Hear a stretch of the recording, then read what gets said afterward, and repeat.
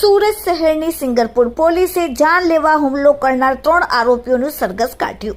તારીખ 20/8/2025ના રોજ ફરિયાદી મનોજ ઉત્તમભાઈ માળી વેડરોડવાળા અને તેમનો મિત્ર રાહુલ ઢોલને જૂની અંગત અદાવત રાખીને 3 આરોપીઓ 1 ભટ્ટ ઉર્ફે જય ધનરાજભાઈ માળી ધંધો ઓનલાઈન પાર્સલ ડિલિવરીનો રહેવાસી નંદનવન સોસાયટી બાપા સીતારામ ચોક કતારગામ 2 મિહિર રાઠોડ ગોવિંદનગર સોસાયટી ડભોલી 4 રસ્તા અને આરોપી 3 હર્ષલ ઉર્ફે હરીશ પાટીલ ધંધો ઓનલાઈન પાર્સલ ડિલિવરીનો રહેવાસી સંજયનગર સર્કલ લીંબાયત સુરત।